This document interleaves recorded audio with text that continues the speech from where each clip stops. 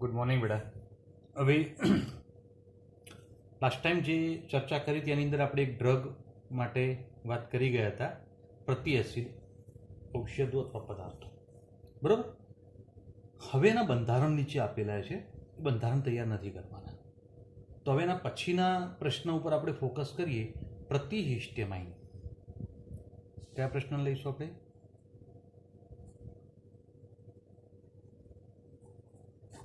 બરાબર. પ્રતિહિસ્ટેમાઇન ઔષધો. હવે જો પ્રતિહિસ્ટેમાઇન ઔષધોની વાત કરતા હોઈએ તો પ્રશ્ન આવશે કે હિસ્ટેમાઇન શું છે. તો એ જોઈએ કે એક શક્તિશાળી વાહિકા વિસ્ફારક છે. મતલબ વાહિકાઓ જે છે એની અંદર કેટલાક સંદેશાઓના વહન કરવા માટે હિસ્ટેમાઇન કામ કરે છે. બરાબર. હવે એ જ્યારે સંદેશાઓનું વહન કરતા હોય ત્યારે એ સંદેશાઓની અંદર બીજું પણ એક કામ છે. શ્વસન નળી અન્ન નળીના લીસા સ્નાયુનું સંકોચન કરે છે. મતલબ શ્વસન નળી છે અને અન્ન નળી છે, એના જે સ્નાયુઓ હોય એ સ્નાયુઓ શું કરશે? સંકોચન કરાવશે. બરાબર. અને અન્ય બીજું એક કામ છે કે સ્નાયુઓ જે રુધિરની પાતળી વાહિનીઓની દિવાલમાં રહેલા સ્નાયુને ઢીલા પાડે છે. બે કામ કરે છે. પહેલું કામ શું? તો અહીંયા આગળ એક મુખ્ય કામ શું છે બેટા?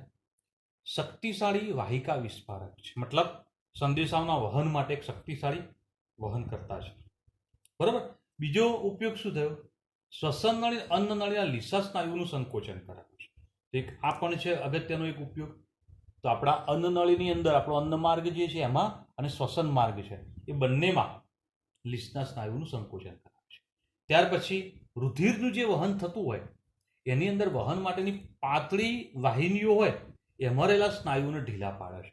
અને ઢીલા પાડે એટલે રુધિરનું વહન સરળતાથી થઈ શકે, રુધિર વાહિની સંકોચન પ્રસરણ કરી શકે. ઓકે બેટા. તો એ પણ એક અગત્યનું કામ છે. હવે શરદી થાય તો એના કારણે નાસિકાઓમાં મતલબ નાકની અંદર ભરાવો થાય છે, ચિકાસવાળો ભાગ ભરાઈ જતો હોય છે. ઓકે બેટા. ત્યાર પછી ફૂલોના પરાગરજને કારણે નાકમાં એલર્જી થાય છે અને આ બધું હિસ્ટેમાઇનના કારણે છે.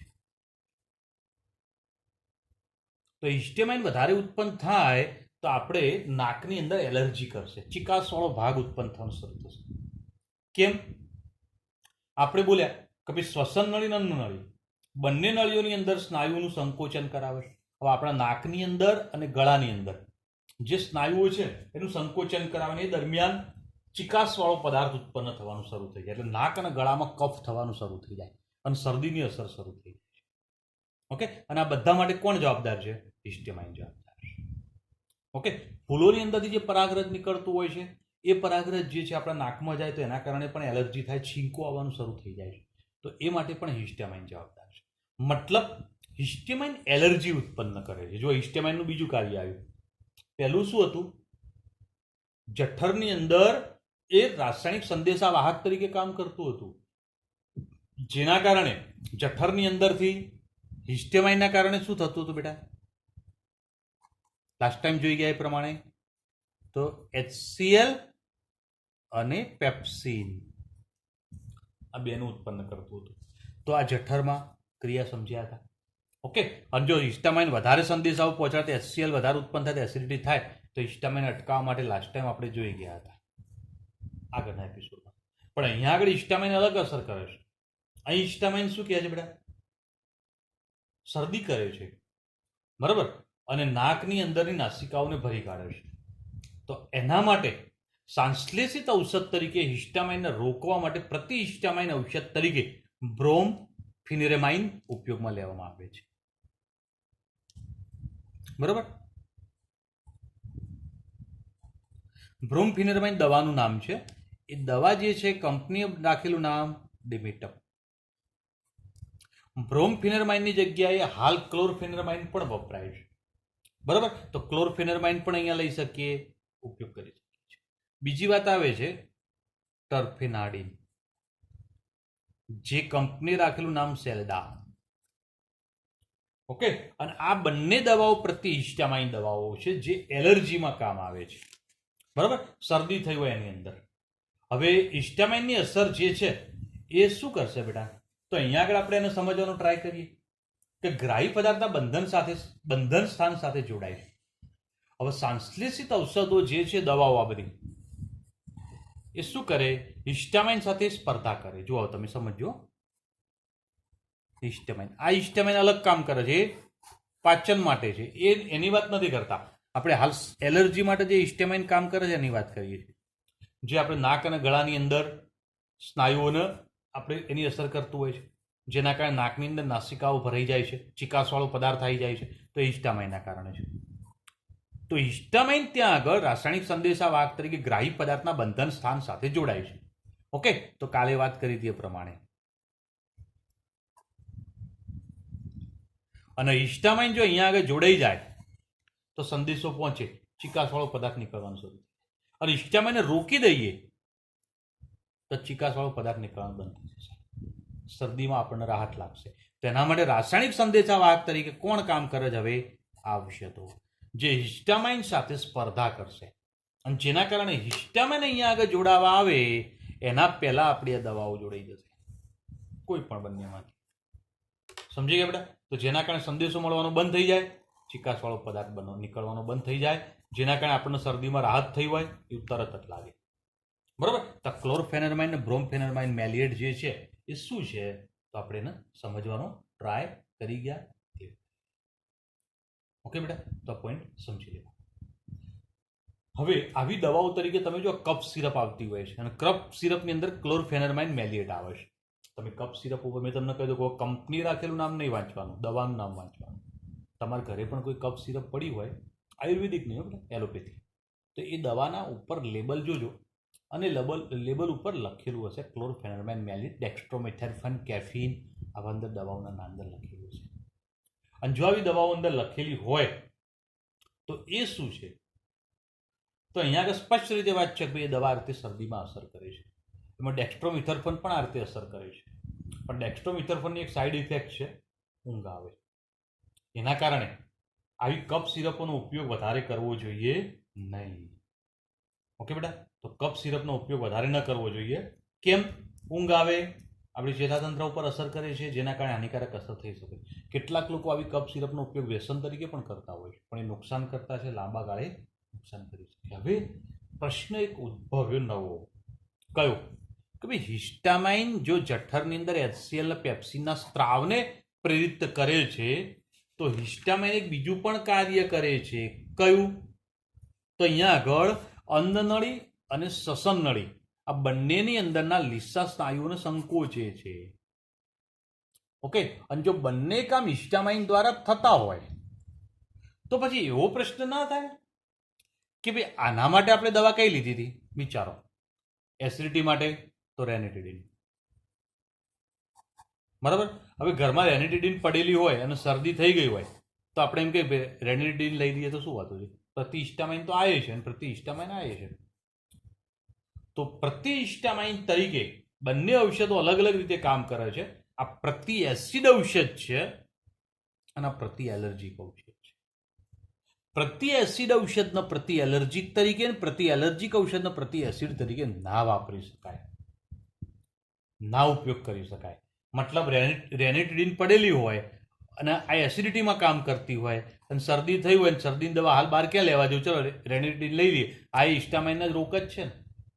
બંનેના ગ્રાહી પદાર્થોનું બંધન સ્થાન અલગ અલગ છે, બંનેની ક્રિયાઓ અલગ અલગ થતી હોય છે. તમે એક ઓપ્શનમાં બીજી દવા ના લઈ શકો. પ્રતિ હિસ્ટામાઇન છે છતાં પણ.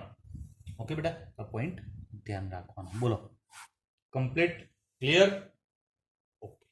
હવે ચેતાતંત્રને સક્રિય કરતા ઔષધો આપણું ચેતાતંત્ર સક્રિય કરે, એક્ટિવેટ કરે છે. અને ચેતાતંત્ર સક્રિય થઈ જાય, એક્ટિવેટ થઈ જાય તો એના લગતા ઔષધો કયા છે? તો એ ઔષધો વિશે આપણે હવે ચર્ચા કરવી છે, એના પર ફોકસ કરવું છે. તો એની અંદર અહીંયા આગળ પોઈન્ટ આવે છે પ્રશાંતકો. કયા ઔષધો હશે બેટા? પ્રશાંતકો. અને એની અંદર બીજો પોઈન્ટ આવે વેદનાહારક ઔષધો. બરાબર? બે ઔષધો વિશે પહેલા બેઝિક ચર્ચા કરી લઈએ. પ્રશાંતકો અને વેદનાહારક ઔષધો, આ બંને ઔષધો જે છે એ ચેતાતંત્રને સક્રિય કરતા ઔષધ છે અને ચેતાતંત્ર ઉપર એની અસર થતી જોવા મળતી હોય છે. હવે જો બંને ચેતાતંત્ર ઉપર અસર કરે છે તો શું કરશે બેટા? આ ઔષધો મુખ્યત્વે ચેતા અને ગ્રાહી પદાર્થ વચ્ચેના સંદેશાની આપલેની ક્રિયાને અસર કરે છે. મતલબ સંદેશાઓ મગજથી, મેં કહ્યું કે શરીરના કોઈ પણ ભાગ સુધી પહોંચે, એ ભાગ સુધી પહોંચ્યા તેના અંદર સંદેશાઓ લઈને કોઈ રાસાયણિક સંદેશાવાહક પહોંચવાનો, એ સંદેશાવાહક ત્યાં પહોંચે તો આવી ઔષધો જે આપણે વાપરીએ એ વચ્ચે અસર કરે છે. સમજ્યા બેટા? અને એની અંદર સૌથી પહેલી વાત આવે છે પ્રશાંતકો. શું છે પ્રશાંતકો? તો અહીંયા આગળ હું ક્લિયર કરીશ ત્યાં. હવે પ્રશાંતકો એક એવો ત્યાં આગળ ચેતાતંત્રને અસર કરતો અથવા સક્રિય કરતો પદાર્થ છે કે જે સામાન્ય ક્યારે વપરાય? તો તણાવ હોય, સામાન્ય કે ગંભીર પ્રકારની માનસિક બીમારી હોય, ચિંતા હોય, ટેન્શન હોય, તામસી પ્રકૃતિ આવી ગઈ હોય, મતલબ બહુ ટેન્શન વાળું હોય, ચિંતા હોય, તામસી પ્રકૃતિ આવી ગઈ હોય, તો એ પરિસ્થિતિની અંદર આ દવાઓ લેવામાં આવે છે, જેને પ્રશાંતકો કહે છે. આ પ્રશાંતકો જે છે એની સાથે થોડા પ્રમાણમાં નિંદ્રાકારી ઔષધો પણ આવશ્યક ઘટક તરીકે અંદર લેવામાં આવે છે. નિંદ્રાકારી ઔષધો મતલબ ઊંઘ આવી જાય. ઓકે, તો હવે અહીંયા આગળ 2 પોઈન્ટ આપણે ક્લિયર કર્યા. કયા? તો પ્રશાંતકો એટલે શું? તો સામાન્ય રીતે તણાવ, ચિંતા, ગંભીર માનસિક બીમારી હોય, તામસી પ્રકૃતિ એટલે ગુસ્સો બહુ આવી જાય, એવું જેનો સ્વભાવ હોય, બરાબર, એ સ્વભાવ ધરાવતા વ્યક્તિઓ જે છે એ પ્રશાંતકોનો ઉપયોગ કરી શકે છે. ઓકે બેટા? હવે આની અંદર સામાન્ય રીતે થોડા પ્રમાણમાં નિંદ્રાકારી ઔષધો પણ ભેળવી દીધેલી હોય છે, બરાબર. હવે એ કેવી રીતે કાર્ય કરે છે પ્રશાંતકો એ સમજાવું બેટા. તો ધ્યાન આપજો. એક નામ અહીંયા લખું છું, નોરાડ્રેનાલિન. નોરાડ્રેનાલિન અથવા ઘણી વખતે નોર એડ્રેનાલિન શબ્દ પણ બોલતા હોય છે, કારણ ઇંગ્લિશમાં જે શબ્દ લખે એના ઉપરથી ઉચ્ચારો અલગ અલગ થતા હોય છે. નોરાડ્રેનાલિન અને નોર એડ્રેનાલિન પણ શબ્દ ઉચ્ચાર થતો હોય છે. ઓકે, હવે આ એક રાસાયણિક પદાર્થ છે જે ચેતા પ્રેષિત સંદેશાવાહક છે, બરાબર, અને જે વ્યક્તિની મનોદશામાં બદલાવ લાવે છે. ચેતા પ્રેષિત સંદેશાવાહક છે, ચેતાતંત્ર ઉપર અસર કરે એવો સંદેશાવાહક છે, અને કોઈ પણ વ્યક્તિની મનોદશામાં બદલાવ લાવે. મતલબ જો નોરાડ્રેનાલિન ઉત્પન્ન થાય આપણા શરીરમાં તો આપણે એકદમ ખુશ, પ્રફુલ્લિત અને ટેન્શન વગરના બની જઈએ. નોરાડ્રેનાલિન ઉત્પન્ન થાય તો, બરાબર. તો મતલબ શું થયો?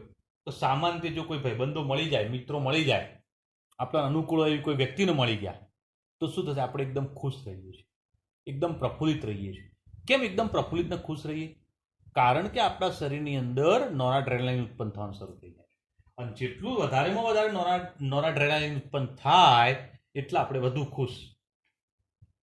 પણ અમુક સમય આ ઉત્પન્ન થાય પછી ઓટોમેટિક શરીરમાં એનું વિઘટન થઈ જાય. એટલે ભાઈબંધને મળ્યા, ખુશ ખુશ થઈ ગયા, બરાબર, અને પછી ઘરે આવ્યા એટલે આમ નોરાડ્રેનાલિન થોડું ઓછું થઈ જાય તો આપણી ખુશીમાં થોડો ઘટાડો થઈ જશે. ખ્યાલ આવે બેટા? તો અહીંયા આગળ નોરાડ્રેનાલિનનું પ્રમાણ નોર્મલી કોઈ પણ આવી ક્રિયાઓ થતી હોય ને ત્યારે એ યોગ્ય માત્રામાં ઉત્પન્ન થતું હોય છે. કોઈ સારું પિક્ચર જોઈએ, સારી જગ્યાએ ફરવા જઈએ તો નોરાડ્રેનાલિન પૂરતી માત્રામાં ઉત્પન્ન થવાનું ચાલુ રહેતું હોય છે. પણ પ્રશ્ન થાય કે કોઈ કારણસર નોરાડ્રેનાલિન ઓછો ઉત્પન્ન થાય તો એના કારણે શું થશે કે સંદેશાઓ માટેના જે સંકેતો મોકલવાના હોય એ ધીમા પડવા લાગે, બરાબર, અને એના કારણે વ્યક્તિ ધીરે ધીરે ધીરે ઉદાસ થતો જાય. હવે અહીંયા આગળ આવી ઉદાસીનતા ધીરે ધીરે વધતી પણ જાય. એને દૂર કરવી હોય તો ઉદાસીનતા વિરોધી ઔષધ તમારે લેવી પડે, એન્ટી ડિપ્રેશન્ટ. ઓકે, અને એન્ટી ડિપ્રેશન્ટ ઔષધ તમારે લેવી પડે. અને જો એન્ટી ડિપ્રેશન્ટ ઔષધ લઈએ તો એ ઔષધ શું કરશે બેટા? તો મેં તમને પહેલા જ કહ્યું, નોરાડ્રેનાલિન ઉત્પન્ન થાય પછી થોડી વાર એનું વિઘટન કરી દે શરીર જ, બરાબર. હવે શરીર આનું વિઘટન કરે. દાખલા તરીકે કોઈ એક્સ ઘટક શરીરમાં ઉત્સેચક ઉત્પન્ન થયો છે અને આ ઉત્સેચક નોરાડ્રેનાલિનનું વિઘટન કરે છે. હવે આપણે એવી કોઈ દવા લઈએ કે આ ઉત્સેચક નોરાડ્રેનાલિનનું વિઘટન કરે, ઉત્સેચકને જ આનું વિઘટન કરવાની ક્રિયાને અટકાવી દે, ઉત્સેચકને અહીંયા જવા જ ના દે. તો નોરાડ્રેનાલિન જે થોડો ઉત્પન્ન થયો તો એ થોડો ઉત્પન્ન થયેલો એમને એમ રહે. સમજ્યા બોલે? અને નોરાડ્રેનાલિન જો થોડો ઉત્પન્ન થયો હોય તો એના કારણે શું થાય? ધીરે ધીરે માણસ થોડો પ્રફુલ્લિત થતો જાય, ખુશ થતો જાય, અને નોરાડ્રેનાલિનનું પ્રમાણ ધીરે ધીરે વધતું જાય એમ એની અંદર માનસિક તણાવ, ચિંતા, ટેન્શન આ બધું ધીરે ધીરે ઓછું થઈ જાય. બોલો, ખબર પડે હું બોલે? તો તમે ખૂબ લાંબી આવી કોઈ માનસિક બીમારી આવી ગઈ હોય, બરાબર, ટેન્શન, ચિંતા લાંબો સમય સુધી રહેતા હોય તો નોરાડ્રેનાલિનનું પ્રમાણ શરીરમાં ઘટી જાય. જેનું પ્રમાણ ઘટી જાય એટલે ટેન્શન, ચિંતા આ બધું ચાલુ થઈ ગયું હોય. ઉત્સેચક એની વિઘટન ક્રિયા થોડો ઉત્પન્ન થાય પણ ઉત્સેચક એની વિઘટન ક્રિયા કરી દે એટલે પાછું ટેન્શન આવી જાય. બરાબર? તો પછી શું કરવું પડે? આ ક્રિયાને અટકાવવી પડે.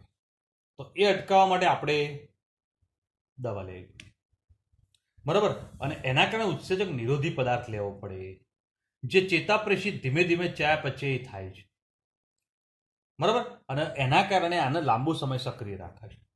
એટલે આની ક્રિયાને અટકાવવા અને લાંબો સમય સક્રિય રાખે, બરાબર, જેના કારણે ત્યાં આગળ ઉદાસીનતા ધીરે ધીરે માણસમાં ઓછી થતી જાય છે. હવે આવા પ્રકારના પદાર્થો તરીકે કયા પદાર્થો છે? તો અહીંયા આગળ જોઈશું બેટા, નિયાઝાઇડ અથવા નિયાઝિડ લખશો તો ચાલશે, બરાબર. તો અહીંયા આગળ આઇપ્રોનિયાઝિડ તરીકે જોવા મળે છે અને ફિનાઇલજીન છે. આવા દવાઓનો ઉપયોગ કરવામાં આવતો હોય છે, જે શું કરે છે બેટા? નોરાડ્રેનાલિનનું વિઘટન કરતા આવા ઉત્સેચકો જે છે એની સાથેની ક્રિયા કરીને એને અટકાવી દે છે. નોરાડ્રેનાલિન વધારે ઉત્પન્ન થાય છે, બરાબર. હવે આવા પ્રકારના પ્રશાંતકો તરીકે ઓળખાતા જે દવાઓ છે, આ બધી પ્રશાંતકો છે. આ પ્રશાંતકોની અંદર ક્લોરડાઇઝેપોક્સાઇડ આવે છે, મેપ્રોબામેટ આવે છે, બરાબર. હવે જેની અંદર આપણે જોઈએ બેટા કે આ બંને પ્રશાંતકો સામાન્ય મંદ પ્રશાંતકો છે. કોઈ વ્યક્તિને આવી માનસિક તકલીફ શરૂઆત જ થઈ હોય તો તમે મંદ પ્રશાંતકો આપી શકો છો, અને આ મંદ પ્રશાંતકો દ્વારા આ ક્રિયા ધીરે ધીરે ધીરે ધીરે આગળ વધે, બરાબર. પણ જો વધારે ટેન્શન હોય, પેશન્ટ બહુ ટેન્શનમાં આવી ગયો હોય તો ઇક્વાનિલ આપવામાં આવે, બરાબર, અને જેના કારણે અતિ ચિંતામાં રહેલો, ઉદાસીનતામાં રહેલો દર્દી જે છે પણ પાછો આવી શકે છે, બરાબર. તો એની અંદર ઇક્વાનિલ આપવામાં આવે છે. હવે આવા પ્રશાંતકો તરીકે બીજા કેટલાક પ્રશાંતકોનો પણ ઉપયોગ કરવામાં આવે છે, અને આ પ્રશાંતકો તરીકે શું છે? તો બાર્બિટરિક એસિડની વ્યુત્પન્નો છે. બાર્બિટરિક એસિડની વ્યુત્પન્નો તો બીજા પણ પ્રશાંતકો છે કે જેમાં વેરોનાલ, લ્યુમિનાલ, નેબ્યુટાલ અને એમાઇટાલ છે, અને સેકોનાલ છે, બરાબર. તો અહીંયા આગળ 5 પ્રશાંતકોના બીજા નામ: વેરોનાલ, લ્યુમિનાલ અને સેકોનાલ. વેરોનાલ, લ્યુમિનાલ અને સેકોનાલ. બીજું છે એમાઇટાલ, નેબ્યુટાલ. તો 5 પ્રશાંતકો એ બાર્બિટરિક એસિડની વ્યુત્પન્નો છે, અને આ વ્યુત્પન્નો પણ સારા એવા પ્રશાંતક તરીકે કામ કરે છે, જેને બાર્બિટ્યુરેટ્સ કહેવામાં આવે છે. કેટલાક બીજા પણ પદાર્થો ત્યાં આગળ પ્રશાંતકો તરીકે કામ કરે છે, જેમાં વેલિયમ અને સેરોટોનિન છે. વેલિયમ અને સેરોટોનિન પણ પ્રશાંતક તરીકે કામ કરે છે. હવે વેલિયમ અને સેરોટોનિન આ બધા પ્રશાંતકો જે છે એમાં આપણે જ ભાઈ વિચારીએ કે ટેન્શન છે, ચિંતા છે, તમને હોય મને હોય, બરાબર. તમને પરીક્ષાની ચિંતા હોય, પરીક્ષાની ચિંતા હોય, બરાબર. તો એ ચિંતાની આપણે વિચારીએ કે ટેન્શન ઓછું થઈ જાય, તણાવ મુક્ત થઈને એકદમ રિલેક્સ થઈને મગજ ફ્રેશ થઈ જાય, તો આવા પ્રશાંતકો ગળી લઈએ તો લઈ શકો, નો ડાઉટ, ફાયદો થાય. તમે આ ટેબ્લેટ ગળો એટલે એકદમ રિલેક્સ, મગજ ફ્રેશ થઈ જાય, એકદમ ખુશમાં જ લાગો, અને પછી એ વાંચો તો ફટાફટ યાદે રહી જાય, બની શકે. પણ આવા પ્રશાંતકો ડૉક્ટરની સલાહ વગર ન લેવા જોઈએ. કેમ કે લાંબો સમય જો આવા પ્રશાંતકોનો ઉપયોગ કરવામાં આવે તો ચેતાપ્રેષિત ઔષધો છે, ચેતાતંત્ર પર હાનિકારક અસર કરે છે, બરાબર. એક ઉદાહરણ લઈએ વેલિયમનું. તો વેલિયમ એક ચેતાપ્રેષિત ઔષધ છે. વેલિયમ 2, વેલિયમ 5, વેલિયમ 10 3 પ્રકારની વેરિયન્ટમાં એની દવા આવે છે. વેલિયમ 2 મિલીગ્રામ, વેલિયમ 5 મિલીગ્રામ અને વેલિયમ 10 મિલીગ્રામ, બરાબર. એક રિલેટિવ્સ અમારા હતા બેટા, એ વેલિયમ 2 ટેન્શન, ચિંતા, બિઝનેસ હતો, ટેન્શન ચિંતાના કારણે વેલિયમ 2 લેતા હતા. ડૉક્ટરે વેલિયમ 2 લખી આપી, બરાબર. ડૉક્ટરે મહિનાની લખી આપી, એમને 2-3 મહિના લઈ લીધી, પછી બંધ કરી દીધી. પણ પછી ફરીથી 4-6 મહિના 12 મહિના પછી પાછું ટેન્શન ચિંતા, કારણ બિઝનેસ હોય, ટેન્શન ચિંતા હોય, બરાબર. એમને વિલિયમ 2ની જગ્યાએ વેલિયમ 5 લેવાનું ચાલુ કર્યું, કારણ કે વેલિયમ 2 હવે અસર ના કરે, લોબો ટાઈમ લીધી હોય ને એટલા. વેલિયમ 5 લેવાનું ચાલુ કર્યું. વેલિયમ 5 2-4-5 વર્ષ લીધી. વેલિયમ 5ની ઇફેક્ટ બંધ થઈ ગઈ, વેલિયમ 10 ચાલુ કરી. એમના અંત સમયમાં વેલિયમ 10 જ્યાં સુધી ના લે ત્યાં સુધી ઊંઘ નથી આવતી. વેલિયમ 10 કમ્પલસરી લેવી પડે. અને એની સાઈડ ઇફેક્ટ એવી થઈ કે ચેતાપ્રેષિત ઔષધ હોય તો સામાન્ય લોકોને ઓળખવાનું ભૂલી ગયા. ઘણી વખતે ઘરના સભ્યોને ના ઓળખ. એમનો છોકરો આવ્યો હોય ને તો પૂછે કે ભાઈ કોણ છે. બીજા દિવસે સવારે પાછા બેસાડીને પૂછે ધંધો કેવો ચાલે છે, બોલો. થાય ને ટેન્શન વાળું. એટલે આવા પ્રકારના પ્રશાંતકોનો ઉપયોગ ડૉક્ટરની સલાહ વગર એમને કરવો નહીં. આપણને હાલ સારું લાગે કે ભાઈ પરીક્ષાનું ટેન્શન જતું રહ્યું, બીજું ટેન્શન ઓછું થઈ ગયું, પણ એ લાંબા ગાળે નુકસાન કરતા હોય છે. ઓકે બેટા, તો પોઈન્ટ ધ્યાન રાખવાનું. હવે એના પછી ઔષધોની અંદર બીજી ઔષધો વિશે ચર્ચા કરીએ, સમજીએ, ધ્યાન આપજો. હવે બેટા બીજા પ્રકારની ઔષધો વિશે ચર્ચા કરવી, જેમાં વેદનાહાર ઔષધો છે. ઓકે, અને વેદનાહાર ઔષધો શું છે એને સમજીશું. કે આ પ્રકારની દવાઓ જે છે સામાન્ય રીતે વ્યક્તિના ભાનમાં ઘટાડો કરે છે, મતલબ એને ચેતાતંત્રને થોડું વીક પાડે.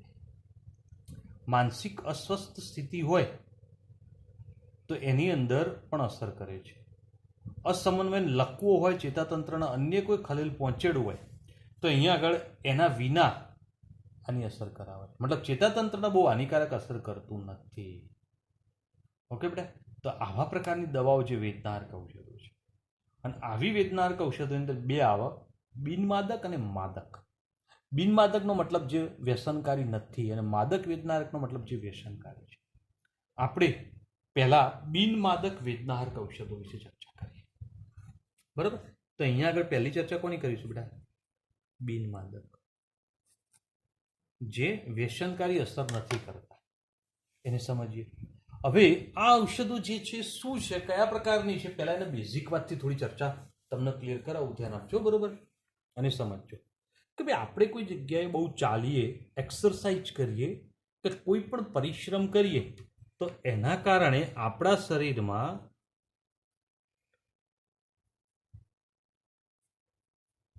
પ્રોસ્ટાગ્લેન્ડિન્સ ઉત્પન્ન થાય છે. અને પ્રોસ્ટાગ્લેન્ડિન્સ ઉત્પન્ન થાય જે માંસપેશીઓમાં ઉત્પન્ન થાય છે, અને જેના કારણે પેશીઓની અંદર એના કારણે બળતરા ઉત્પન્ન થાય છે, દુખાવો થાય છે. ઓકે, તો શરીરમાં પરિશ્રમ થાય તો એના કારણે પ્રોસ્ટાગ્લેન્ડિન્સ ઉત્પન્ન થશે, અને આ પ્રોસ્ટાગ્લેન્ડિન્સ ઉત્પન્ન થવાના કારણે શું થયું બેટા? બળતરા થઈ, દુખાવો. હવે આવું પ્રોસ્ટાગ્લેન્ડિન્સ દૂર કરી દઈએ શરીરમાં, માંસપેશીઓમાંથી જો નીકળી જાય, એનું વિઘટન થઈ જાય તો દુખાવો મટી જાય. તો એના માટે ખૂબ જ જાણીતા બે નામ છે, એસ્પિરિન અને પેરાસિટામોલ. બરાબર. જે એસ્પિરિન અને પેરાસિટામોલ શું કામ કરે બેટા?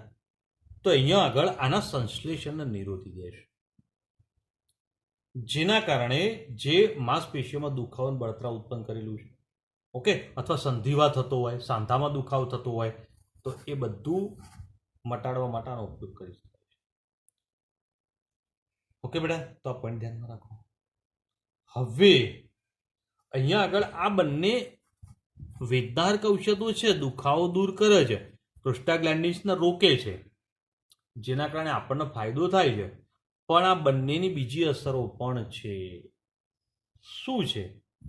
તો તાવમાં રાહત આપે છે. બંનેનું કામ શું બેટા? તાવમાં રાહત આપવાનું છે. બંને તાવમાં રાહત આપે છે, મતલબ આપણું ટેમ્પરેચર નીચું લઈ જાય છે.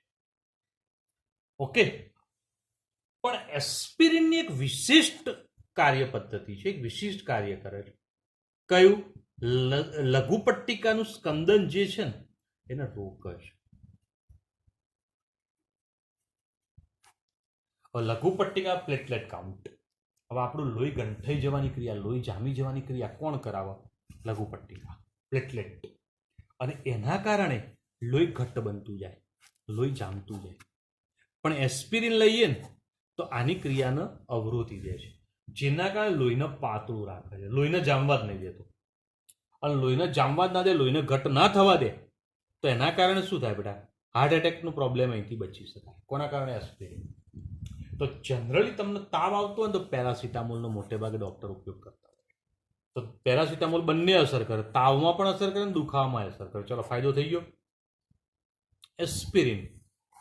એસ્પિરિન તાવમાં પણ અસર કરે, વેદનારક ઔષધ પણ છે, પણ એનો મોટો ઉપયોગ લઘુપટ્ટિકા જે કણો હોય, બરાબર, એને જામવા દેતાની ક્રિયાને અટકાવી દે છે.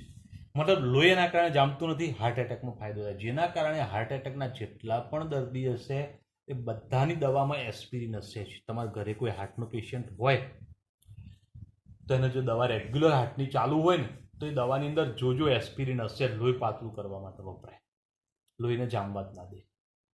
લોહી પાતળું થાય તો હાર્ટનો પ્રોબ્લેમ 50% રાહત થઈ જાય છે. ઓકે બેટા, તો આ બે દવાઓ આ રીતે કામ કરે છે. તમને એમ થાય કે સાહેબ વેદનારક ઔષધોમાં બંનેના ઉપયોગ તો કંઈક અલગ છે, તાવમાં વપરાય છે અને હાર્ટના પેશન્ટ માટે વપરાય છે. ઓકે, એસ્પિરિન પણ જો તમે હાર્ટના પેશન્ટમાં, તમે જો ડૉક્ટર કીધેલું જ હોય છે, હાર્ટના પેશન્ટને બહુ વધારે પ્રોબ્લેમ આવે તો એક ટેબ્લેટ આપી જીભ નીચે મૂકી દેવાની. જેવો હાર્ટમાં દુખાવો થાય, હાર્ટ એટેકનો પ્રોબ્લેમ લાગે, જીભ નીચે દવા મૂકી દેવાની. એમાં જ હોય છે, ફાસ્ટ ઇફેક્ટ આપે છે. 2 થી 3 મિનિટમાં એની ઇફેક્ટ શરૂ થઈ જાય, લોહી પાતળું થવા માંડે અને તરત જ કોઈ સ્નાયુઓની અંદર, મસલ્સની અંદર કોઈ જગ્યાએ લોહી જામી ગયું હોય તો ફટાફટ એ પાતળું બની મૂવમેન્ટ કરી દે છે, જેના કારણે હાર્ટનો પ્રોબ્લેમમાં રાહત મળી જાય છે. ઓકે બેટા, તો આ શું થઈ ગયું? વેદનારક ઔષધો સાથે સાથે બીજી પણ અસર કરે છે. હવે આની અંદર બીજી વેદનારક ઔષધોના નામ પણ હું તમને તમારી જાણકારી માટે કહું છું બેટા, કે એસ્પિરિન ને પેરાસિટામોલ તો છે જ, એ ઉપરાંત ઇબુપ્રોફેન છે, નિમેસુલાઇડ છે, ડાયક્લોફેનિક સોડિયમ છે, એસિક્લોફેનેક છે. આ બધી દવાઓ હાલ લેટેસ્ટ ડ્રગમાં વપરાય છે, જે વેદનારક ઔષધો તમારા ધ્યાનમાં રાખવાનું આપણા નોલેજ માટે. ઓકે બેટા, હવે માદક વેદનારક ઔષધ ઉપર ફોકસ કરીએ. તેના માદક વેદનારક ઔષધો શું છે? તો મોર્ફિન છે. હવે જો તમે કયા લઈશું? માદક વેદનારક ઔષધ, એમાં આવશે મોર્ફિન. બરાબર. મોર્ફિન જે છે અથવા એના સાથે સમાનપણું ધરાવતા બીજી કેટલીક દવાઓ જે દુખાવો દૂર કરે છે, પણ સાથે સાથે નિંદ્રા પ્રેરે છે, ઊંઘ આવી જાય છે. બરાબર. તો અહીંયા આગળ આ પોઈન્ટ ધ્યાનમાં રાખો, એ ચેતાતંત્રને અસર કરતો હોય છે. હવે ચેતાતંત્રને અસર કરે, ઊંઘ લાવી દે, તો વધારે જો એનો ઉપયોગ કરીએ તો માણસ બેભાન પણ થઈ શકે છે, ઘેરી નિંદ્રામાં જતું રહે છે, તાણ આવે, ખેંચ આવવાનું શરૂ થાય, આંચકી આવવાનું શરૂ થઈ જાય છે. બરાબર. વધારે અસર થાય તો માણસ કોમામાં પણ જાય, ને એનાથી વધારે અસર થાય તો માણસ મૃત્યુ પણ પામે છે. તો બધી અસર કોની છે? મોર્ફિનની છે. બરાબર. આવું મોર્ફિન કેવી રીતે પ્રાપ્ત થાય? તો અફીણ મળતું હોય ને, જે અફીણ ખસખસના છોડમાંથી મેળવવામાં આવે છે. બરાબર. તો અહીંયા આગળ એની સાથે સાથે મેળવી લેવામાં આવે છે. તો મતલબ ખસખસના છોડમાંથી અફીણ મળે છે, એ અફીણ સાથે સાથે મોર્ફિન પણ મેળવી લેવામાં આવે છે, જેના કારણે એને અફીણવાળી દવા પણ કહેવામાં આવે છે. ખ્યાલ આવે બેટા? આ પોઈન્ટ ધ્યાનમાં રાખવાનો. હવે મોર્ફિન જે છે એની હાનિકારક અસરો છે, પણ મોર્ફિન એ વેદનારક ઔષધ છે, જોડે જોડે ઊંઘ પણ લાવે છે, જેના કારણે ગંભીર પ્રકારનો દુખાવો હોય ને એવા દર્દી માટે મોર્ફિનનો ઉપયોગ વધારે થાય છે. ગંભીર પ્રકારનો દુખાવો એટલે ઓપરેશન પછીનો દુખાવો. જો ઓપરેશન કર્યું હોય તો દુખાવો વધારે થાય તો મોર્ફિન આપી શકો છો. હૃદય રોગનો દુખાવો, હાર્ટ એટેકનો દુખાવો એકદમ સખત થતો હોય, અસહ્ય, તો પણ મોર્ફિન આપી શકો છો. કેન્સરની કોઈ સર્જરી હોય કે કેન્સર થયેલું હોય ને એનો દુખાવો થતો હોય તો પણ મોર્ફિન આપી શકાય છે. અને પ્રસૂતિ દરમિયાન અસહ્ય દુખાવો થતો હોય તો પણ મોર્ફિન આપી શકાતું હોય છે. તો મોર્ફિન આ રીતે ઉપયોગ થાય, પણ વ્યસન તરીકેનો ઉપયોગ ના કરાય, નહીતર હાનિકારક અસરો કરે. થોડી માત્રામાં ઉપયોગ કરો તો બેટર છે, સારું છે. ઓકે બેટા, તો પોઈન્ટ ધ્યાન અને સમજી લો. આવા માદક દવાઓમાં એક કેફીન પણ આવે છે, અને કેફીન તમે જો ઠંડા પીણામાં ઉપયોગ કરતા હોય, સામાન્ય તેનો ઉપયોગ ન કરવો જોઈએ. લાંબા ટાઈમમાં જો લેવામાં આવે તો એની હાનિકારક અસર થઈ શકે છે. તમે જો થમ્સઅપ હોય તો થમ્સઅપમાં થોડા માત્રામાં કેફીન આવે છે. બરાબર. પછી ઠંડા પીણા બીજા આવતા રેડ બુલ ને એવા આવતા હોય છે, જો તમે નામ સાંભળ્યું હોય તો એમાં કેફીનની માત્રા થમ્સઅપમાં જે કેફીન આવે ને એના કરતાં ઘણી બધી વધારે હોય છે, 4-5 ગણી વધારે હોય. હવે જો કેફીનની માત્રા આટલી વધારે થઈ જાય તો મોર્ફિન જેવી જ અસર કરે, પછી લાંબા ગાળે એની હાનિકારક અસરો થાય જ. બરાબર, તો અહીંયા આગળ આ બાબત ધ્યાન રાખવાનું. એક બીજું પણ પીણું આવે છે, તમે નામ સાંભળ્યું હતું, સ્ટિંગ. રેડ કલરની બોટલમાં આવે, લિક્વિડ રેડ કલરની. બરાબર, અને પીઓ એટલે એકદમ વીજળીના ચમકારા થવા માંડે ને એવું થાય. ઓકે ને, તો એ કોના કારણે શરીરમાં જુસ્સો આવી જાય, વીજળીના ચમકારા થાય એવું થવા માંડે? કેફીનના કારણે. પણ ઉપયોગ ન કરવો જોઈએ, કાળજી રાખવાની બેટા. ઓકે, બરાબર. કોઈ દિવસ 15 દિવસે, મહિને કોઈ દિવસ એકવાર પી લીધું હોય તો અલગ વસ્તુ છે, પણ રેગ્યુલરમાં તેનો ઉપયોગ કરી શકાય નહીં. ખાસ ધ્યાન રાખજો. ઓકે, ચલો હવે ઔષધોમાં આગળની ઔષધનો પ્રકાર સમજવાનો ટ્રાય કરીએ.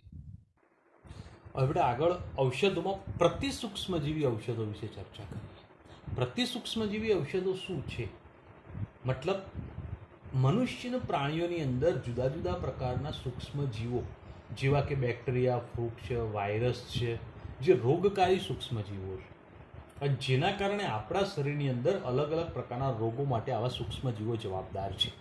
તો જેમાં બેક્ટેરિયા, ફૂગ, વાયરસ, બરાબર, ઘણા બધા આવી શકે છે. તો અહીંયા આગળ આવા પ્રકારના જે સૂક્ષ્મજીવો છે એનો નાશ કરવા માટે જે દવાઓ વપરાય છે, અથવા એની વૃદ્ધિ વિકાસ અટકાવવા માટે જે દવાઓ વપરાય છે, એ દવાઓને આપણે પ્રતિસૂક્ષ્મજીવી ઔષધો કહેવામાં આવે છે. ઓકે બેટા, જેની અંદર બેક્ટેરિયાનો નાશ કરવા માટે તો પ્રતિબેક્ટેરિયાકારક ઔષધ કહેવાય, ફૂગ માટે પ્રતિફૂગકારક, વાયરસ માટે પ્રતિવાયરસકારક ઔષધ તરીકે ઓળખવામાં આવે છે. અને અન્ય કોઈ પરજીવી હોય તો એ શું કહે છે? પ્રતિપરજીવીકારક ઔષધ કહેવાય છે. જે ઔષધો શું કામ કરે છે? તો આવા બેક્ટેરિયા, ફૂગ, વાયરસ કે બીજા કોઈ પરજીવી હોય એનો વૃદ્ધિ વિકાસ અટકાવી દે છે, બરાબર, અથવા તેનો નાશ કરી દે છે. તો અહીંયા આગળ આપણે આવા પ્રકારની ઔષધોના આધારે શું કહીશું બેટા? તો અહીંયા આગળ જો તેનો નાશ કરવા માટે, વૃદ્ધિ વિકાસ અટકાવવા માટે, સૂક્ષ્મજીવોના રોગકારક ક્રિયાને નિરોધન માટેનું વલણ દર્શાવે છે, જેના માટે પ્રતિજીવીય જીવાણુ નાશીન સંક્રમણહારક. તો પ્રતિજીવીય મતલબ વૃદ્ધિ વિકાસ અટકાવે એવા માટે, જીવાણુ નાશી મતલબ સૂક્ષ્મજીવોનો નાશ કરે, અને સંક્રમણ હારકો. તો અહીંયા આપણે 3 પ્રકારની વાત કરેલી છે. પ્રતિજીવીય એટલે તો એ શરીરની અંદર દાખલ થયેલા કોઈ સૂક્ષ્મ જીવ હોય એનો વૃદ્ધિ વિકાસ અટકાવે અથવા નાશ કરે તો પ્રતિજીવીય છે. જીવાણુનાશી મતલબ શરીરના બહારના ભાગની અંદર કોઈ સૂક્ષ્મ જીવો છે એનો નાશ તો જીવાણુનાશી. અને સંક્રમણહારકો જે નિષ્ક્રિય નિર્જીવ વસ્તુ ઉપર કોઈ સૂક્ષ્મ જીવોનો વૃદ્ધિ વિકાસ થતો હતો એનો નાશ માટે સંક્રમણહારકો. 3 પોઈન્ટ આપણે જોયા. પહેલા આપણે જે ચર્ચા કરી છે એમાં પ્રતિજીવીઓ જોઈશું.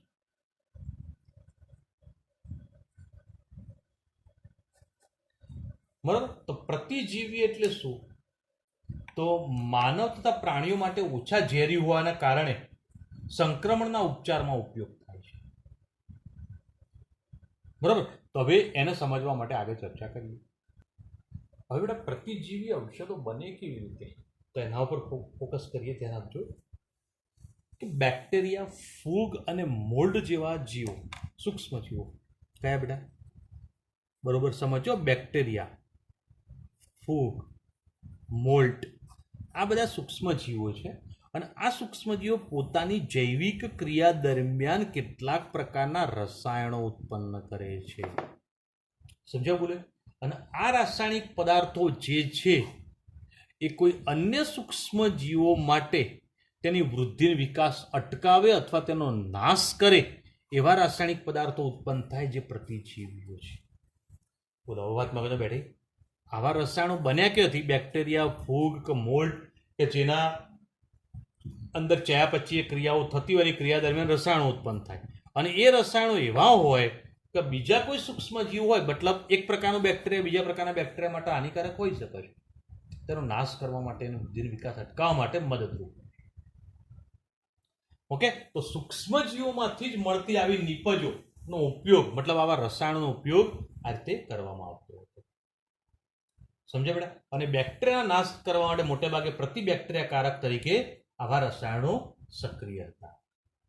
બરાબર, પણ પાછળથી વૈજ્ઞાનિકોએ આવા સૂક્ષ્મજીવોમાંથી આવા રસાયણો મેળવ્યા, એની જગ્યાએ પ્રયોગશાળામાં સંશ્લેષિત રીતે આવા રસાયણો તૈયાર કર્યા. સંશ્લેષિત અને સંશ્લેષિત રસાયણો તૈયાર કર્યા તો એના કારણે પ્રતિજીવીઓ માટે જે વ્યાખ્યા હતી એમાં ચેન્જીસ આવ્યો.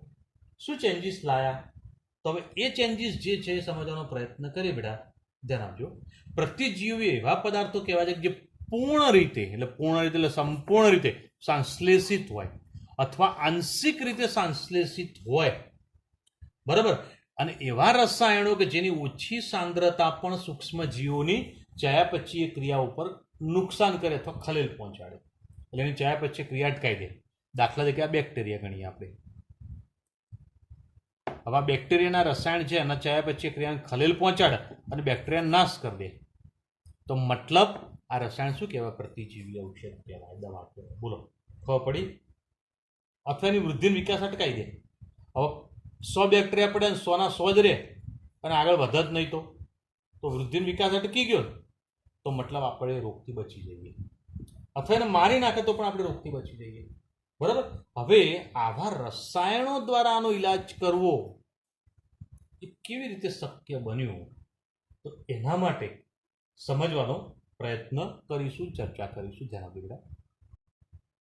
હવે બેટા પ્રતિજીવીય આવી દવાઓ આ બેક્ટેરિયા, ફૂગ, મોલ્ડમાંથી ઉત્પન્ન થાય છે, આવા રસાયણો અસર કરે છે, આવી સૌપ્રથમ શોધ કરવાની શરૂઆત કોણે કરી તે સમજવાનો પ્રયત્ન કરીએ. તો ભાઈ 19મી સદીમાં એવા રસાયણો શોધાયા કે જે બેક્ટેરિયા ઉપર એટલે હુમલો કરનાર બેક્ટેરિયા ઉપર પ્રતિકૂળ અસર કરે છે અને યજમાન ઉપર નહીં. મતલબ કોઈ પણ હ્યુમન બોડી છે, શરીર છે, એની અંદર બેક્ટેરિયા છે, તો આવા કોઈ રસાયણો જે એમ દાખલ કરીએ તો હ્યુમન બોડી ઉપર અસર નહીં કરતા પણ બેક્ટેરિયા ઉપર એની પ્રતિકૂળ અસર, હાનિકારક અસર કરે છે, જેના કારણે બેક્ટેરિયાનો નાશ કરી દે છે અથવા એની વૃદ્ધિ વિકાસ અટકાવી દે છે. અને આવી નોંધ સૌપ્રથમ ત્યાં આગળ કોણે નોંધી હતી? પોલ એહરલિચે.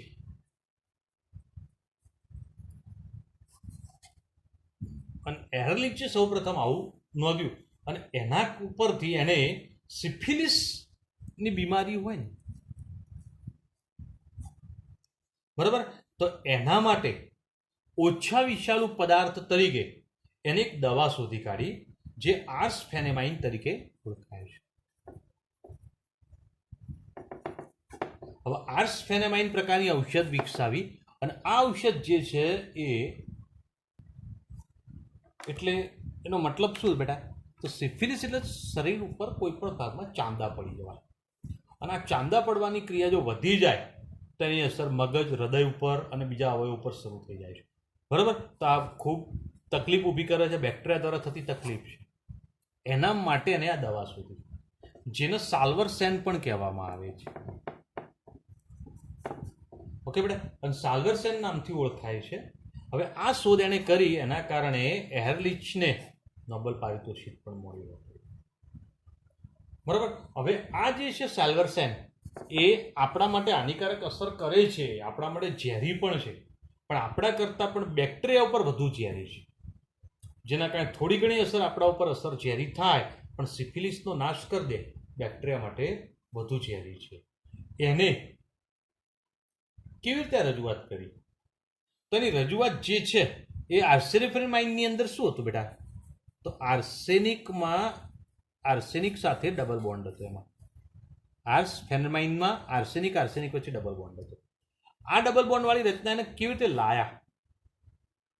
તો એ સમજીએ કે ભાઈ એજોરંગકો શું લીધું? એજોરંગકો. અને એજોરંગકોની અંદર નાઇટ્રોજનમાં ડબલ બોન્ડ હતા. અને નાઇટ્રોજનમાં ડબલ બોન્ડ હોય આવા એજોરંગકો જે છે એ શું કરતા હોય સામાન્ય રીતે? તો અહીંયા આગળ બેક્ટેરિયા અથવા બીજા કેટલાક ભાગની અંદર એને રંગીન બનાવતા હોય છે, બરાબર. તો પેશીઓને પણ રંગીન બનાવે છે, કેટલાક સૂક્ષ્મ જીવો માટે પણ રંગીન બનાવે છે. તો આનો મતલબ શું થયો બેટા? અભિરંજક તરીકે કામ કરે છે. અને જો એ અભિરંજક તરીકે કામ કરતા હોય અને કેટલીક પેશીઓ પર કે બેક્ટેરિયા કે સૂક્ષ્મ જીવોને અભિરંજિત કરી શકતા હોય તો એહર્લિચે શું વિચાર્યું કે જો આવા અભિરંજકોમાં નાઇટ્રોજન નાઇટ્રોજન વચ્ચે ડબલ બોન્ડ છે અને એને જો બેક્ટેરિયા ઉપર અભિરંજિત કરતા હોય તો નાઇટ્રોજનની જગ્યાએ એને આર્સેનિક યુક્ત ડબલ બોન્ડ વાળી આ રચના બનાવી દીધી, આર્સ ફેનેમાં, સાલ્વરસેનમાં. ઓકે, અને એ રચના એને બનાવી તો એના કારણે એજોરંગકના મળતી જ રચના બની અને બેક્ટેરિયા માટે ખૂબ જ હાનિકારક ને ઝેરી હતી, બેક્ટેરિયાનો નાશ કરી દેવી હતી. ઓકે બેટા, જેના કારણે એક નવી ઔષધ બનવાની શરૂઆત થઈ. ઓકે, પાછળથી કેટલાક સંશોધનો કર્યા અને જેના કારણે એ પ્રોન્ટોસીલ પણ બનાવી શક્યા, નવી દવાઈ. બરાબર, જે પ્રતિબેક્ટેરિયાકારક હતી. કઈ? પ્રોન્ટોસીલ. તો બેક્ટેરિયાકારક તરીકે, પ્રતિબેક્ટેરિયાકારક તરીકે આ ઔષધ તો ઉપયોગમાં લેવાતી જ હતી, પણ આની મુશ્કેલી શું હતી બેટા? બેક્ટેરિયા ઉપર ઝેરી હતા તો મનુષ્યો પર થોડી ઘણી અંશે ઝેરી હતા, એટલે હાનિકારક અસર કરતા હતા આપણને. પ્રોન્ટોસીલ જે શોધ કરી એ શું હતી બેટા? કે સૌથી સારી એવી અસરકારક પ્રતિબેક્ટેરિયાકારક ઔષધ તરીકે એને આની રજૂઆત કરી. ઓકે, અને પ્રોન્ટોસીલની અંદર શું હતું? તો સલ્ફાનિલેમાઇડ હતું. અને જો એમાં સલ્ફાનિલેમાઇડ હતું મતલબ કે સલ્ફા ઔષધ થઈ ગઈ. અને સૌપ્રથમ આવી સલ્ફા ઔષધની શોધ અહીંથી થઈ હતી. બરાબર, તો સલ્ફાનિમાઇડ તરીકે આવી ઔષધો ઉપયોગમાં લેવાઈ અને આ ઔષધોની અંદર સૌથી અગત્યની ઔષધ તરીકે સલ્ફાપિરિડીન. બોલો બેટા, ખબર પડી? પ્રોન્ટોસીલ શોધી. સલ્ફા ઔષધ અંદર સલ્ફરયુક્ત સમૂહ હતો જેના કારણે શું કહ્યું? સલ્ફાનિલેમાઇડ. બરાબર, જે સલ્ફા ઔષધ તરીકે હતી. પણ આવી સલ્ફા ઔષધો ઘણી બધી શોધાઈ જેમાં સલ્ફર સમૂહ તરીકે આવતો હતો. બરાબર, અને એની અંદર પાછળથી શોધાયેલી દવા સલ્ફાપિરિડીન ખૂબ જ અસરકારક દવા હતી, જે આપણે સમજી શકીએ, ક્લિયર કરી. બોલો બેટા, આ બોલ્યા, જે માહિતી ક્લિયર કરી ખ્યાલ આવશે. હવે વાત થોડી આગળ વધે છે. કઈ? કે ભાઈ એના પછી આ બેક્ટેરિયા ઉપર અસરકારક ઔષધો ધીરે ધીરે શોધાવાનું શરૂ થઈ ગયું. તો એના પછી આવ્યું એલેક્ઝાન્ડર ફ્લેમિંગ નામના વૈજ્ઞાનિકે પેનિસિલિનની શોધ કરી. હવે આ પેનિસિલિન જે છે ને એ શેમાંથી બનાવ્યું? તો પેનિસિલિયમ નોટેટમ બેક્ટેરિયામાં.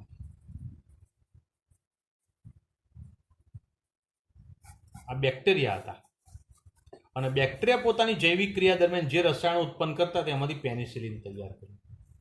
અને પેનિસિલિન એ પ્રતિબેક્ટેરિયાકારક તરીકે ખૂબ જ અસરકારક ઔષધ છે, ખૂબ અસરકારક. બરાબર, તો પ્રતિબેક્ટેરિયાકારક ઔષધ તરીકે ખૂબ જ અસરકારક ઔષધ હતું, જેના કારણે ચિકિત્સાની અંદર આ ઔષધ ખૂબ જ જાણીતું બન્યું. અને આની શોધ થઈ, બરાબર, એના માટે પણ વૈજ્ઞાનિક નોબેલ પારિતોષિક મળ્યું હતું. પેનિસિલિન તો એટલું બધું જાણીતું ઔષધ છે કે હાલે પણ વપરાય છે. પણ પેનિસિલિનનો એક જ નેગેટિવ પોઈન્ટ છે કે પેનિસિલિનમાં ક્યારેક રિએક્શન આવે છે.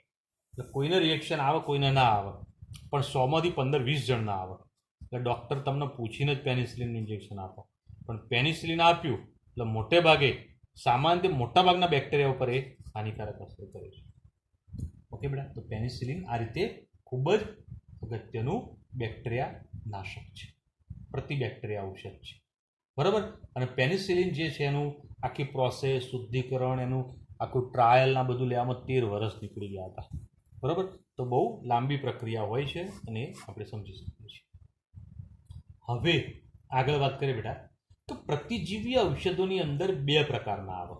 પ્રતિજીવીય તરીકે આપણે બેક્ટેરિયા ગણીએ, સૂક્ષ્મજીવો તરીકે, તેમાં 2 પ્રકારના આવશે. તેમાં આવશે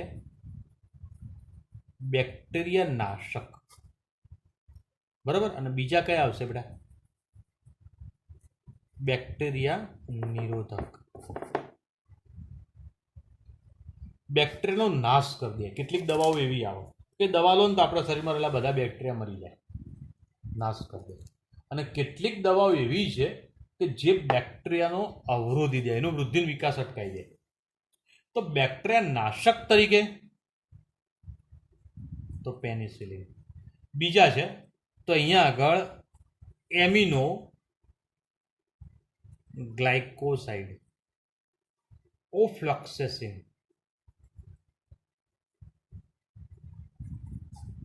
3 બેક્ટેરિયા નાશક છે. બેક્ટેરિયા નિરોધી તો ઇરિથ્રોમાઇસિન, પછી ટેટ્રાસાયક્લિન,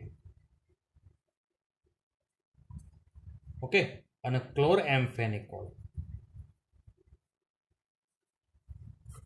બેક્ટેરિયા નિરોધક છે, બેક્ટેરિયા નિરોધી છે. બરાબર, તો આ પોઈન્ટ ધ્યાનમાં રાખવાનો અને સમજી લેવાનો. હવે આ વાતને થોડું વિસ્તારથી સમજવાનો આગળ પ્રયત્ન કરીએ. ધ્યાન આપજો. હવે બેટા બેક્ટેરિયા નાશક, બેક્ટેરિયા નિરોધી કેવી રીતે કામ કરે છે તેને સમજવાનો પ્રયત્ન અને સમજીએ કે કેટલાક પ્રતિજીવી અસર કરતા હોય છે, એમાં એની ક્રિયા સ્પેક્ટ્રમ દ્વારા અભિવ્યક્તિત કરવામાં આવે છે. એની ક્રિયાને સ્પેક્ટ્રમ દ્વારા કેવી રીતે? તો જો બેક્ટેરિયા ગ્રામ પોઝિટિવ અને ગ્રામ નેગેટિવ બે પ્રકારના બેક્ટેરિયાના વિસ્તૃત વિસ્તારનો નાશ કરી શકે તો એને શું કહેવાય છે? તો વિસ્તૃત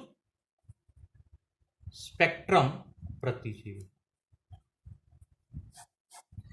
ગ્રામ પોઝિટિવ અને ગ્રામ નેગેટિવ બે પ્રકારના બેક્ટેરિયા, અને બંને બેક્ટેરિયાનો મોટાભાગનો વિસ્તાર, વિસ્તૃત વિસ્તારનો નાશ કરી દે તો વિસ્તૃત સ્પેક્ટ્રમ કહેવાય છે. પણ સૂક્ષ્મજીવો અથવા બેક્ટેરિયા જે છે એમાં ગ્રામ પોઝિટિવ અથવા ગ્રામ નેગેટિવ બંનેમાંથી ગમે તે એકનો જ એના વિરુદ્ધ અસરકારકતા દર્શાવતા હોય તો એ સાંકડા સ્પેક્ટ્રમ કહેવાય છે. તો બે સ્પેક્ટ્રમ ક્લિયર. વિસ્તૃત સ્પેક્ટ્રમ એટલે શું? ગ્રામ પોઝિટિવ અને ગ્રામ નેગેટિવ બંને પ્રકારના બેક્ટેરિયા ઉપર અસર કરે અને એનો વિસ્તૃત વિસ્તાર નાશ કરી દે તો વિસ્તૃત સ્પેક્ટ્રમ છે.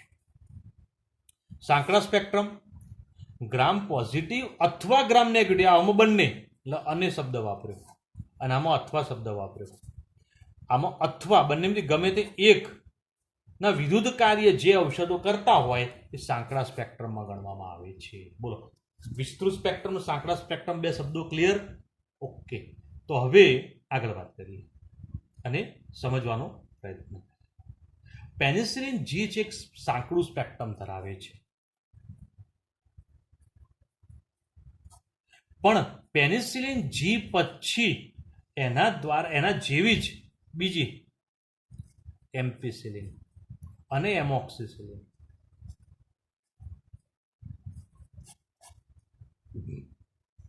આ જે છે ને બંને પેનિસિલિનનું સંશ્લેષિત સ્વરૂપ છે.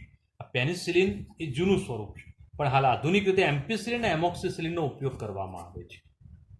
અને આ બંને જે છે એમાં પેનિસિલિન જી સાંકડું સ્પેક્ટ્રમ ધરાવે છે, મતલબ ગ્રામ પોઝિટિવ અથવા ગ્રામ નેગેટિવ પ્રકારના બેક્ટેરિયાને વિરુદ્ધ કાર્ય કરી શકે આવ્યું. પણ એમ્પિસિલિન અને એમોક્સિસિલિન એ વિસ્તૃત સ્પેક્ટ્રમ ધરાવે છે, મતલબ ગ્રામ પોઝિટિવ અને ગ્રામ નેગેટિવ બંને પ્રકારના બેક્ટેરિયાનો વિસ્તૃત વિસ્તાર નાશ કરી દે છે, અને જેના કારણે આ બહુ અસરકારક બેક્ટેરિયા નાશક છે. ઓકે બેટા, તો પોઈન્ટ ધ્યાનમાં રાખો. હવે દર્દીને જો પેનિસિલિન આપવું હોય ને તો મેં હાલ જ વાત કરી કે બરોબર એના વિશેની માહિતી મેળવી લેવી જોઈએ, કારણ કે ઘણી વખતે પેનિસિલિન એલર્જી કરતા હોય છે, અને એલર્જી કરતા હોય તો જે દર્દીને એલર્જી થતી અને પેનિસિલિન ના અપાય. તો જે દર્દીને એલર્જી નથી થતી એના માટે જ પેનિસિલિન અસરકારક છે, ઉપયોગી છે. આવું પેનિસિલિનનું ઉત્પાદન આપણે ભારતની અંદર પિંપરીમાં હિન્દુસ્તાન એન્ટીબાયોટિક્સમાં કરવામાં આવે છે. બરાબર, તો અહીંયા આગળ હિન્દુસ્તાન એન્ટીબાયોટિક્સની અંદર ખાનગી ક્ષેત્રે ઉત્પાદન કરવામાં આવે છે. ઓકે બેટા, હવે આવા પ્રતિબેક્ટેરિયાકારક તરીકે જે દવાઓ છે એમાં ક્લોરએમ્ફેનિકોલ 1947ની અંદર એક વિસ્તૃત સ્પેક્ટ્રમ તરીકે પ્રતિજીવીય એક બનાવવામાં આવ્યું. બરાબર, કયું હતું? ક્લોરએમ્ફેનિકોલ. ક્લોરએમ્ફેનિકોલ જે વિસ્તૃત સ્પેક્ટ્રમ છે અને એની અસર ક્યાં થાય છે? તો જઠરની અંદર એલા માર્ગની અંદર એ શોષાઈ જાય છે જઠરમાં, અને જઠરની અંદર શોષાય તો ટાઇફોઇડ ઉપર અસર કરે છે, મરડો એટલે જાડા થઈ ગયા તેમાં અસર કરે છે, ખૂબ વધારે તાવ આવતો હોય તો અસર કરે છે, મૂત્રમાર્ગની અંદર ઇન્ફેક્શન થયું હોય, ચેપ લાગ્યો હોય તો પણ ક્લોરએમ્ફેનિકોલ અસર કરે છે, અને મગજમાં સોજો આવી ગયો, ન્યુમોનિયા જેવી તકલીફો થઈ હોય તો પણ ક્લોરએમ્ફેનિકોલ અસર કરે છે. બોલો, બહુ ઇફેક્ટિવ દવા છે. ખબર પડી બેટા? તો અહીંયા આગળ મેં અલગ અલગ તકલીફો માટે આનો ઉપયોગ થઈ શકે એવી વાત કરી. બરાબર, હવે બીજી વાત કરીએ આગળ કે ભાઈ ક્લોરામ્ફેનિકોલ પછી બીજી પણ દવાઓ શોધાય જેમાં વેકોમાઇસિન ઓફ્લોક્સેસિન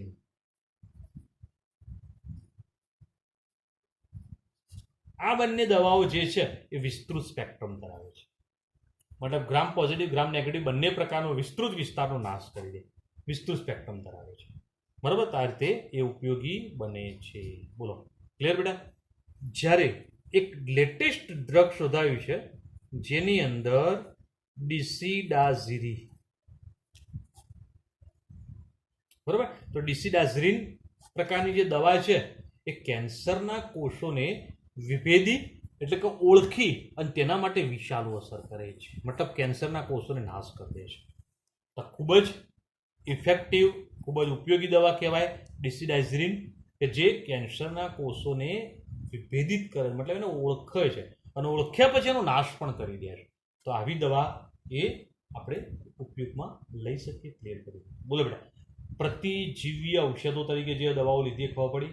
આ બધી દવાઓ જે આપણે અભ્યાસ કર્યો એ શરીરની અંદર દાખલ કરવામાં આવે છે, શરીરની અંદર ગળી જવામાં આવે છે.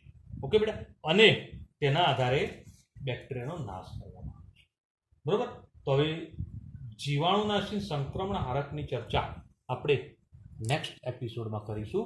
આ એપિસોડમાં અહીંયા સુધી ક્લિયર કરીએ અને સમજીએ દવાઓના નામ ને બધું શક્ય એટલું યાદ રાખજો બેટા, કારણ કે નામ ઘણા બધા આવે છે, કોમ્પ્લિકેશન ના થાય, બધું મિક્સ ન થઈ જાય, એનું ધ્યાન રાખજો. ઓકે ચલો. Okay, good day.